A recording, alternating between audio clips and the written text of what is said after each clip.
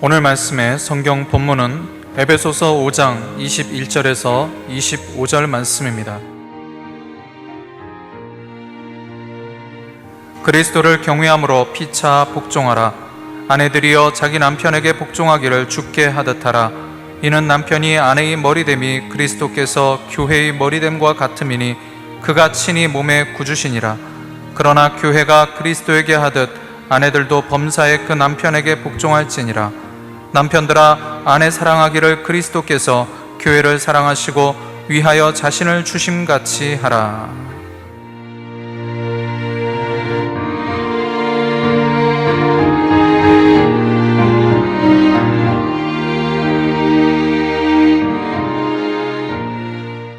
거의 같은 내용의 설교를 반복하는 경우는 세례식, 성찬식, 혼례식, 임직식, 장례식 등의 예식 설교를 할 때입니다. 부활절, 성령 강림절, 추수감사절, 성탄절 등의 절기 설교 역시 그러합니다. 성경 강해나 보통의 주일 설교도 반복하여 할 경우가 들어있습니다. 그 이유는 여러 해가 지난 연고로 그 설교를 처음으로 듣는 분들이 많아졌기 때문입니다. 혹은 대체로 사람들이 듣고도 실천하지 않는 폐단이 있어서 다시 일깨울 필요가 있기 때문입니다. 교리나 역사에 관한 설교는 듣고 지식과 믿음을 가지면 되지만 실생활에 적용하고 실천해야 하는 내용의 설교는 거듭들을 필요가 있습니다. 5월에는 어린이주일, 어버이주일, 가정주일이 이어집니다. 이러한 주일에 다루는 성경 본문 제목 설교 내용은 어느 정도 한정되어 있어서 반복하기 마련입니다. 예식 설교, 절기 설교, 특정한 의미가 부여된 주일의 설교는 듣는 분들이 앞에서 지적한 그 이유들과 필요성을 감안하고 음미하는 자세로 경청해야 합니다. 앙코르를 요청한 것으로 간주하고 들었으면 더욱 은혜가 될 것입니다. 지난주일 어버이 주일은 하나님 경외와 어버이 공경의 도리라는 제목으로 말씀드렸습니다. 오늘 가정주일은 아내와 남편의 도리를 말씀드리겠습니다. 하지만 아내와 남편만의 도리가 아니라 바람직한 대인관계를 위해 실천해야 할 도리가 포함됩니다. 성경에는 아내와 남편의 관계가 모든 대인관계의 출발점이었음을 계시하고 있습니다. 태초에 하나님께서 천지를 창조하셨습니다. 창조의 마지막에 하나님의 형상과 모양대로 사람을 만드셨습니다. 하나님께서 흙으로 사람을 지으시고 생기를 그 코에 불어넣으시니 생명체가 되었습니다. 이 최초의 사람이 아담입니다. 남자였습니다. 하나님께서 말씀하시기를 아담이 홀로 있는 것이 좋지 않으니 내가 그를 위하여 돕는 배필을 만들겠다고 하였습니다. 하나님이 아담을 깊이 잠들게 하시도록 그가 잠들이 하나님께서 아담의 갈빗대 중 하나를 뽑고 그 대신 살로 채우셨으며 하나님께서 아담에게서 취하신 그 갈빗으로 여자를 만드시고 그를 아담에게로 데려왔습니다. 그래야 인류 최초의 가정이 탄생되었습니다. 하나님께서 그들에게 복을 주시며 말씀하시기를 생육하고 번성하여 땅에 충만하라. 땅을 정복하라. 바다의 고기와 공중의 새와 땅에 움직이는 모든 생물을 다스리라 하였습니다. 아담과 하와 부부에게서 시작된 가정은 자녀가 되어지면서 점차 다양하고 큰 사회를 형성해 나갔습니다. 시족사회에서 부족사회로 나아가서 국가사회, 국제사회로 발전하였습니다. 인간은 이처럼 모여서 사회를 구성하여 살아가는 까닭에 바람직한 인간관계를 가지는 것이 절실하게 필요합니다. 이상적 인간 사회를 이루는데 필수적인 요건 두 가지가 있습니다. 첫째는 하나님과의 바른 관계이며 둘째는 바람직한 대인관계입니다. 그러므로 본문에는 그리스도를 경외함으로 피차 복종하라 하신 다음에 아내와 남편의 도리를 기록해 놓았습니다. 아내와 남편의 도리에는 대인관계의 도리가 포함되어 있습니다.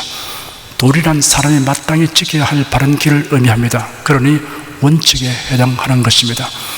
부부만이 아니라 대인관계가 원활하고 복되며 바람직하게 되려면 원칙을 세우고 이를 적극적으로 실천하는 용의 주도한 노력이 있어야 합니다. 그 원칙을 5가지로 나누어 말씀해 드리겠습니다. 첫째는 의무를 초월하여 행동하는 원칙입니다. 무인고대에 홀로 사는 사람에게는 책임져야 할 일이 없지만 두 사람 이상이 모여 살면 피차에 주어지는 책임이 발생합니다. 가정을 이루면 남편과 아내로서의 의무가 발생합니다. 자녀를 낳으면 부모로서의 의무가 따르게 됩니다. 직장인이 되면 그 직장에서 주어지는 의무가 있습니다. 행복한 사회의 기초는 그 사회의 구성원이 모두 자기에게 주어진 의무를 알고 이를 성실하게 수행하는 데 있습니다. 의무에 관련하여 세 종류의 사람으로 나누어 볼 수 있습니다. 첫째, 책임감이 없는 사람이 있습니다. 의무 수행을 태만하게 하고 일을 가르쳐 놓고도 예사로 여깁니다. 이런 사회의 기생충 노릇을 하는 사람입니다. 둘째, 자기가 주어진 의무는 충실하게 수행하지만 그 이상은 어림도 없다는 식으로 행동하는 사람이 있습니다. 그런대로 훌륭한 사회인입니다. 셋째, 넉넉한 마음을 가지고 자기의 의무 이상으로 일하는 사람이 있습니다. 이러한 사람으로 구성된 사회는 한층 활기차게 발전합니다. 의무를 넘어서 가벼이 일이라도 기꺼이 할 마음을 가진 사람은 스트레스를 받지 않습니다.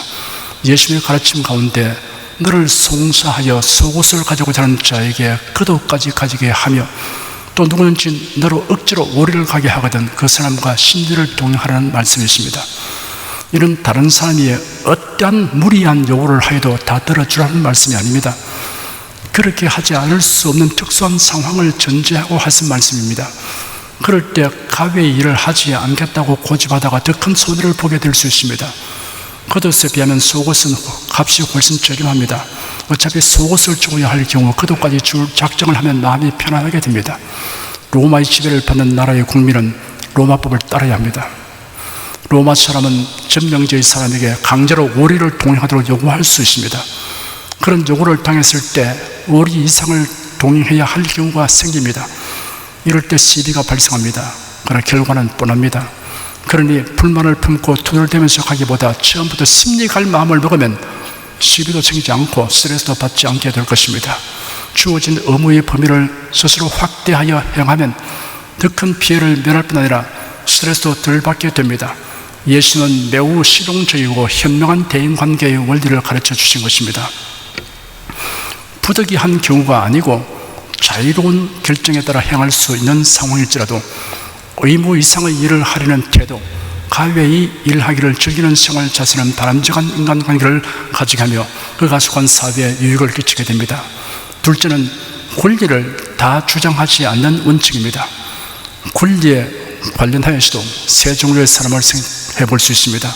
첫째, 자기 의무는 소홀히 하면서 권리만 주장하는 사람이 있습니다. 성경 에베소서 5장에 기록되기를 아내들이여 자기 남편에게 복종하기를 주께 하듯하라. 이런 남편이 아내의 머리됨이 그리스도께서 교회의 머리됨과 같음이니 그같이 몸의 구주시니라. 그러나 교회가 그리스도에게 하듯 아내들도 범사에 그 남편에게 복종할지니라. 남편들아 아내 사랑하기를 그리스도께서 교회를 사랑하시고 위하여 자신을 주신 같이 하라 하였습니다. 아내가 남편에게 여보, 성경에 기록되기를 남편들아 아내 사랑하기를 그리스도께서 교회를 사랑하시고 위하여 자신을 주신 같이 하라 하신 것 아시지요? 라고 말합니다. 그런 남편이 대받아 말합니다. 물론이지. 그러나 그 말씀보다 앞서 아내들이여 자기 남편에게 복종하기를 주께 하듯 하라. 이런 남편이 아내의 머리됨이 그리스도께서 교회의 머리됨과 같음이라 하였고 교회가 그리스도에게 하듯 아내들도 범사에 그 남편에게 복종할지라 하신 말씀 읽지 못했나요? 성경 말씀을 이런 식으로 자기 위주로 적용하려는 것은 완전히 아전인수격입니다. 자기 의무에는 소홀히 하면서 권리만 주장하는 전형적인 태도입니다. 성경의 이 말씀은 아내와 남편의 의무에 관하여 명시한 것이지 권리에 대한 말씀이 아닙니다. 어느 마을에 목화장수 네 사람이 살고 있었습니다. 그들은 함께 출자하여 동업을 하였습니다. 값싼 목화가 있으면 대량 구입하여 창고에 보관해 두었다가 값이 오르면 팔았습니다. 그런데 이 창고에는 쥐가 들끓었습니다. 쥐들이 목화를 못쓰게 만들기 때문에 목화 장수들이 머리를 맞대고 궁리한 끝에 고양이 한 마리를 사와서 광 속에 넣어두기로 하였습니다. 네 사람은 값을 똑같이 나누어 지불하고 고양이를 샀습니다. 그러면 소유권을 분명히 해두기 위해 고양이의 다리 하나씩을 자기 몫으로 정해두었습니다. 어느 날 고양이가 다리 하나를 다쳤습니다. 그 다리의 소유자는 산초 기름을 소금에 찍어 고양이의 다친 다리에 동념해 주었습니다. 때가 마침 추운 겨울철이라 고양이는 추워서 아궁이에 불을 쬐고 있었습니다. 그러다가 다리에 싸맨 산초 기름에 불이 붙어 타기 시작했습니다. 고양이는 놀라서 뛰다가 목화를 쌓아둔 광석으로 달려갔습니다. 그만 목화 더미에 불이 옮겨 붙었습니다. 불은 순식간에 퍼져서 목화더미는 온통 잿더미가 되고 말았습니다. 그러자 고양이의 성한 다리를 맡은 3명의 목화장수가 다친 다리에 쏠져 있는 목화장수에게 이번 불은 원천적으로 당신 책임이야. 그 상처에다가 불이 잘 붙는 산초 기름을 찍은 솜을 삼해줬기 때문이야 하면서 목화값을 다 물어내라고 요구하였습니다. 그러자 이 사람은 그건 너무 지나친 요구라고 우기며 동업자들의 요구를 무시했습니다. 그러자 시비가 확대되어 결국 고을 수령에게 소장을 올렸습니다.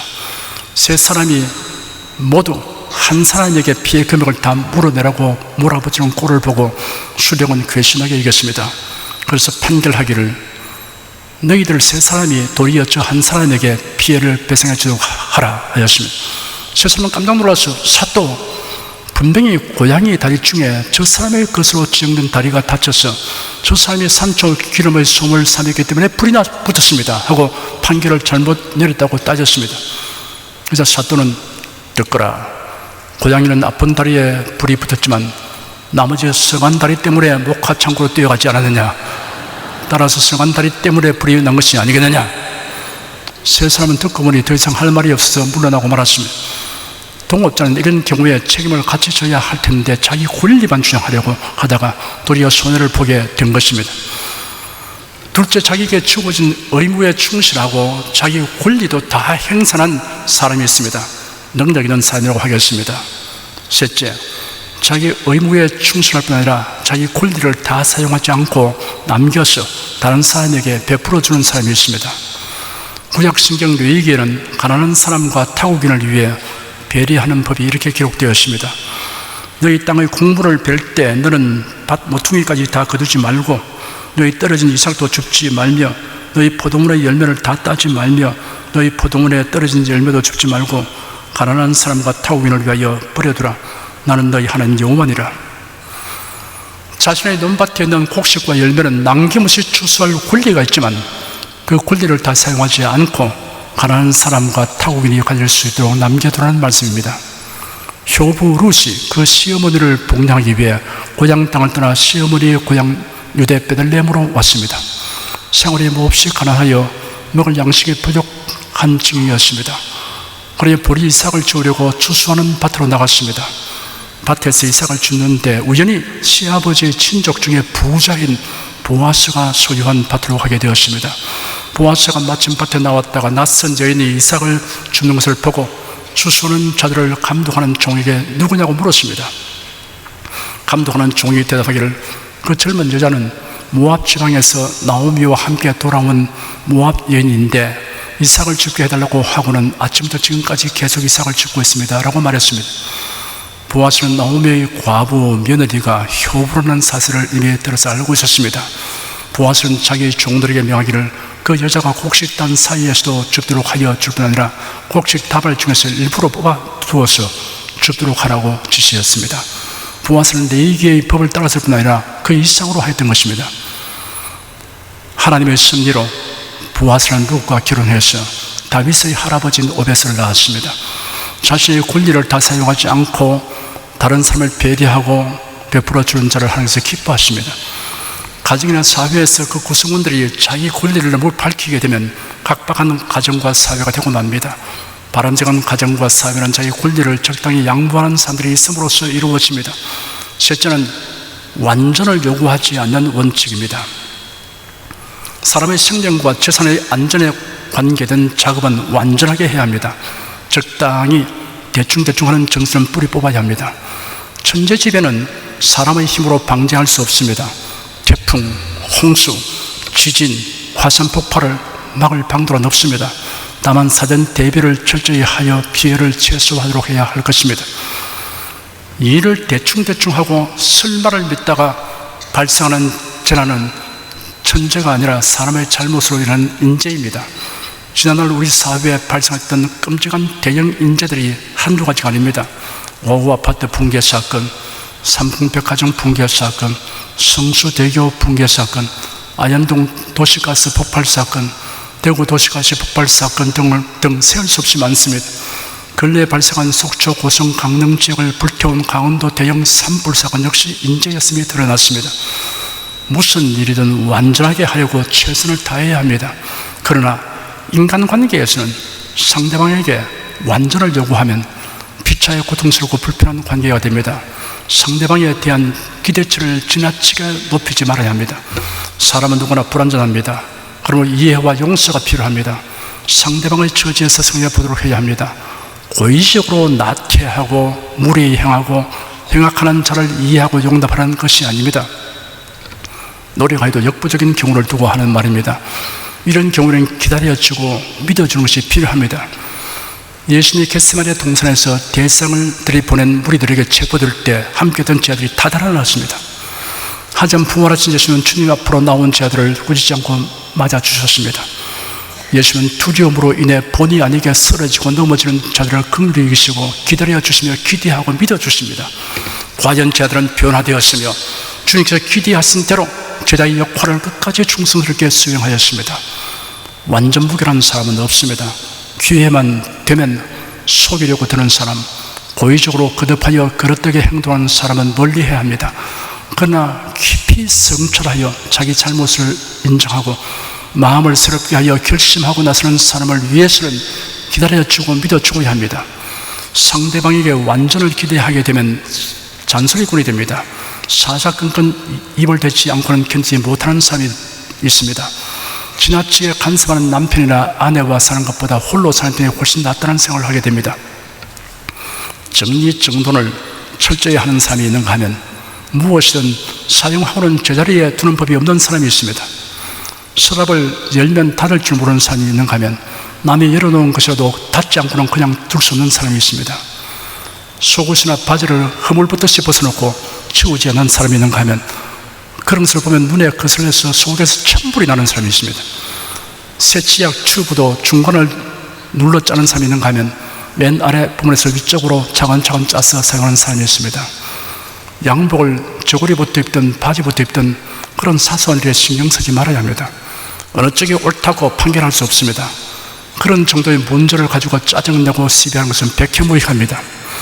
분명히 자신에게도 다른 사람이 싫어하는 어떤 성격과 습관이 있을 것입니다. 다만 상대방이 이를 포용해 주기 때문에 문제가 되지 않고 있을 뿐입니다. 이렇게 해보면 어떨까요? 라는 정도로 부드럽게 일러주고 그래도 고치지 않으면 그대로 내버려 두는 아량이 있어야 합니다. 다른 사람을 해롭게 하는 행동이 아닌 이상 간섭하여 고치려고 하지 말아야 합니다. 다만 직장에서의 상호관계는 별개의 문제입니다. 모든 사람이 다 자기 기준에 맞추어야 된다고 생각하는 것도 악취미일 수 있습니다. 사람마다 남과 다른 특성을 가지고 있습니다. 이를 개성이라고 합니다. 개성을 서로 인정해 주어야 합니다. 저 사람은 나와 다른 점이 있구나. 저 개성은 하나님이 주신 것이다 라고 생각하는 것이 좋습니다. 좀 못마땅해도 그것 때문에 큰 탈이 나는 것이 아니면 저 사람의 개성이다라고 여겨야 합니다. 다양함을 통한 조화는 획일화의 아름다움보다 한층 더 아름답습니다. 사람은 안락의지에 앉기 좋아하고 부드러운 것에 접촉하기를 좋아합니다. 이해심이 많은 사람은 편안함을 주고 부드러움을 주기 때문에 모두 좋아하기 마련입니다. 이해와 용서는 피차를 치료하고 축복하는 결과를 낳게 합니다. 사소한 일로 시비하여 마음 상한 사람에게 저희 장모님은 생전에 이렇게 말씀하셨습니다. 천국 가는데 지장 없으면 내버려 두어라. 저는 이 말을 명언이라고 생각합니다. 하나님께서는 부부를 돕는 배필로 짝지어 주셨습니다. 완전한 사람은 도움이 필요치 않습니다. 완전한 남편이 없고 완전한 아내도 없습니다. 다 불완전하기 때문에 돕는 자가 필요합니다. 그리고 살아가면서 상대방의 연약하고 부족한 점을 발견하게 되면 이를 타다려고 하기보다 바로 이런 점을 보충해 주라고 나를 배필이 되게 하시구나라고 해석해야 합니다. 상대방에게서 완전을 기대하지 않으면 원망하는 생각보다 불쌍히 여기는 마음이 앞서게 됩니다. 넷째는 상대방이 발전하도록 이끌어주는 원칙입니다. 다른 사람과 함께 있을 때는 피차 유익한 시간이 되게 해야 합니다. 다른 사람에게 모범이 되고 감화를 끼칠 수 있도록 노력해야 합니다. 나쁜 이웃을 사귀면 자연히 나쁜 물이 들기 마련입니다. 반면에 좋은 이웃을 사귀면 교양과 품위를 더하게 되며 여러 가지 좋은 모범들을 본받게 됩니다. 자력이 미약한 자석은 다른 서부치에게 영향을 미치지 못합니다. 강한 자력을 가진 자석은 접촉된 서부치가 자력을 갖도록 변화를 줍니다. 다른 사람이 좋은 방향으로 변화되고 발전하도록 하려는 강한 의지를 가지면 그 의지는 마치 자력과 같이 영향을 미치게 합니다. 우리나라의 안보와 교회의 평안을 위하여 교인들, 특히 청년들은 성경적인 국가관, 역사관, 가치관이 추출해야 하는데 기이하게도 상당수의 사람들이 여기에 무관심하거나 왜곡된 고착관념을 가지고 있는 사실이 시국 문제로 인하여 드러났습니다. 이 같은 현상을 알게 된 우리 교회의 청년봉사 선교회와 북한 선교회에서 뜻있는 일꾼들이 나서서 사명감을 가지고 교육 교재를 만들어 가르치는 일을 하고 있습니다. 그 결과로 많은 분들, 특히 거의 모든 청년들이 성경적인 역사의식, 국가의식, 가치관을 공유하게 되었습니다. 놀라운 변화입니다. 이로 인하여 성전마다 청년들의 신앙심과 애국심에 큰 발전이 있게 되었습니다. 또한 청년봉사선교연합회가 활성화되고 있습니다. 부모와 자녀 사이의 갈등이 해소되는 결과도 얻게 되었습니다. 사회의 구성원은 서로의 진보와 향상을 도모할 수 있게 해야 합니다. 나로 인하여 상대방의 삶이 비참하고 불안하게 된다면 이는 인생 실패자입니다. 타인을 성공시켜주는 사람이 진실로 인생 성공자입니다. 자신과 접촉하는 사람 중에 신앙이 없던 사람이 신앙을 갖게 되고 교양이 없던 사람이 교양을 갖추게 되고 부정적 성향의 사람이 긍정적 성향의 사람으로 변화되고 착하고 의롭고 진실한 것을 좋아하는 사람이 된다면 이런 자신이 성공적 삶을 살고 있다는 청신호입니다. 다섯째는 자존심을 세워주는 원칙입니다. 상대방의 자존심에 상처를 입히는 은행을 삼가야 합니다. 누구나 멸시당하고 무시당하고 있다고 느낄 때 몹시 슬프고 분한 마음을 가지게 됩니다. 상대방의 마음에 상처를 주고 슬픔을 주는 말들이 있습니다. 당신은 몰라도 돼. 당신에게 말해주어도 몰라. 뭘 안다고 그래? 잘하는 것 하나도 있어. 주제 파악을 해. 아빠다 소리 좀 그만해. 아무개 아빠를 보세요. 아무개 엄마를 좀 봐. 이런 말들은 자존심에 큰 상처를 줍니다. 이런 말 버릇은 단호하게 내버려야 합니다. 과묵한 것은 상대를 말로 상처 입히지 않는 장점이긴 하지만 과묵도 지나치면 상대를 무시하는 처신이 됩니다. 지나치게 과묵한 경상도 남자는 퇴근하여 하는 말이 세 마디밖에 없다는 우스갯소리가 있습니다. 밤늦게 집에 들어와서는 첫 마디가 아내에게 아는 합니다. 자기 방에서 공부하고 있습니다. 밥도. 밥 먹고 나서는 말없이 텔레비전 뉴스를 본 다음에 자자 그러고는 침실로 들어가 버립니다. 사람은 대화가 있어야 사는 맛이 있습니다. 대화는 상대방을 인정하는 행동이며 관심의 표현이기도 합니다. 상대편에게 기쁨과 감사를 표현하는 것은 상대를 칭찬하고 격려하고 인정하는 훌륭한 방법입니다. 작은 수고를 했더라도 그 수고를 알아주고 인정해줘야 합니다. 아내가 하루 종일 가사에 시달려 저녁에는 물에 젖은 솜같이 늘어져도 퇴근한 남편이 아내의 등을 쓰다듬어 주며 여보 오늘 참 수고 많았어. 오늘은 집안이 더 환하구려 라고 칭찬해주면 피곤이 거짓말처럼 사라지고 행복해지게 됩니다. 남편도 마찬가지입니다. 직장에서 여러 가지 어려운 일에 힘들어 어깨를 축 늘어뜨리고 집으로 들어왔을 때 아내가 한 바퀴 웃음을 지으며 반갑게 맞아주고 여보 힘드셨죠? 당신의 수고로 우리 식구가 이렇게 행복하게 살고 있답니다 라고 말하여 남편의 수고를 알아주고 인정하지만 남편은 이런 아내를 위해서 어떠한 고생을 해도 좋다는 생각을 하게 됩니다. 요즘은 전업주부가 아내일 수도 있고 혹은 남편일 수도 있는 시대입니다. 집안일을 맡아 하는 남편이 있습니다. 그러니 앞에 언급한 역할이 바뀔 수 있습니다. 남편이나 아내는 서로의 수고를 당연치로 여길 것이 아니라 인정하고 알아줘야 합니다. 그리고 상대방이 조그마한 호의를 베풀어도 이를 최대한 확대 해석하여 감사를 나타내야 합니다. 상대방의 수고나 호의를 뜻깊게 만들어줘야 합니다. 예를 들면 남편이 단단히 결심을 하고 퇴근길에 시장에 들러 아내의 원피스를 하나 샀습니다. 남편은 아내가 어떤 표정을 지을까 몹시 궁금하게 생각하면서 빠른 발걸음으로 집에 도착했습니다. 남편은 가슴을 울렁이며 현관에 들어서자 여보 당신 옷 사왔어 합니다. 그런데 남편의 호의를 당연한 일로 받아들이는 아내가 있습니다.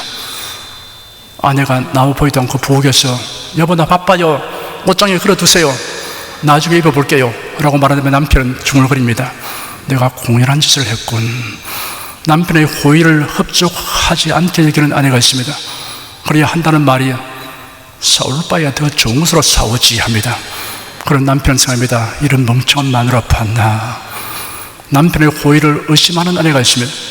남편의 선물을 받아들고서는 당신 요즘 내게 죄 지은 일 있죠? 미안하니까 안 하던 짓을 하는군요. 그러면 남편이 속으로 생각합니다. 내가 미쳤지. 남편의 호의를 평가절하는 아내도 있습니다. 남편이 선물을 사면 그까짓 걸 왜 사봤어요? 지금 내게 꼭 필요한 것도 아닌데 한 푼이라도 절약하여 살아야지요 라고 유별나게 살림 잘 사는 것처럼 말합니다. 그럼 남편은 생각합니다. 당신은 이런 선물 받을 자격이 없는 여자야. 남편의 호의를 비난하는 아내가 있습니다. 남편이 모처럼 선물을 사왔는데 아니 여보 먹을 것도 없는데 선물을 뭐하러 사왔어요? 그러면 남편 생각합니다. 너 같은 죄는 굶어도 사다. 남편의 호의를 무시하게 하는 아내도 있습니다. 남편이 내미는 선물을 요리조리 따져 물으면서 여보 이거 어디서 샀어요?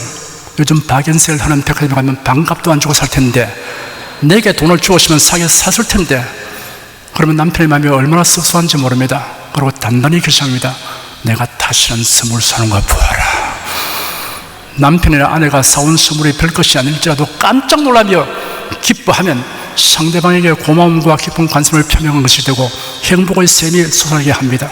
상대방의 자존심을 세워주게 됩니다. 사회생활, 특히 가정생활의 윤활유 역할을 하는 간결한 말 10가지를 소개해드리겠습니다. 저를 따라서 말해보시기 바랍니다. 일리가 있습니다. 옳은 말씀입니다. 잘하셨습니다. 아름답습니다. 노력하겠습니다. 신뢰합니다. 도와주세요. 고맙습니다. 미안합니다. 사랑합니다. 저와 여러분의 입에 익숙하도록 하기 위하여 화면의 글을 보면서 함께 읽겠습니다. 가급적 큰 소리를 읽어주세요. 일리가 있습니다. 옳은 말씀입니다. 잘하셨습니다. 아름답습니다. 노력하겠습니다. 신뢰합니다. 도와주세요. 고맙습니다. 미안합니다. 사랑합니다. 이런 말들은 상대편의 자존심을 세워주는 데 매우 효과적인 표현들입니다. 아무리 자주 들어도 실증나지 않는 말입니다. 잠언서 25장 11절에 기록되어 이를 경우에 합당한 말은 아로새긴 은쟁반의 금사관이라 하였습니다. 여러분 중에 저에 대하여 지금 이런 생각을 하시는 분들이 있을 것 같습니다. 우리 목사님은 지금 설교하신 대로 실천하시는 것이 분명해. 고맙습니다. 저에게 항상 후한 점수를 주려고 결심한 분임이 분명합니다. 아니야, 우리 목사님도 지금 설교하신 대로 다 실천하지는 못하실걸. 옳습니다. 그러니 오늘 설교 청취자 안에 저도 포함시켜 놓았습니다. 노력하겠습니다. 인생의 성공자가 되고 행복한 사람이 되려면 좋은 인간관계를 만들어 나가는 것이 필수적입니다. 로빈슨 크루소를 동경하지 않는 이상 바람직한 인간관계를 배우고 실천하는 일에 힘써야 할 것입니다. 이 시간 말씀드린 원칙들은 그리스도를 경유하는 성도들이 실천해야 할 삶의 지혜입니다. 이 원칙들을 실천함으로 여러분의 가정과 삶이 복되고 마음이 풍요로워지기를 주님의 이름으로 축원합니다. 기도하겠습니다. 하나님은 사람을 만드실 때 남자와 여자를 만드시고 하나님의 친히 짝지어서 가정을 이루게 해주셨습니다. 이래서 그날부터 사람은 점점 땅에 번쩍해 나가면서 다양한 사회를 형성하였고, 이런 사회가 발전하고 행복하려면 인간관계가 잘 되어야 한다는 것을 성경은 여러모로 말씀하고 있으니 감사합니다. 첫째는 하나님과의 관계가 바로 되어야 되는 것입니다. 둘째는 인간관계가 잘 되어야 한다는 것을 말씀하고 있습니다. 오늘 이 말씀들을 우리 마음에 깊이 새기고 실천 공유하시도록 성령님 도와주시옵소서. 알고만 있지 말고 실천하도록 표들을 세워놓고 원칙을 세우고 매일매일 노력해서 발전하고 진보하게 하여 주셔서 가정이 행복하고 우리 사회가 더 따뜻한 것이 되게 하여 주시옵소서. 예수님으로 기도드립니다. 아멘.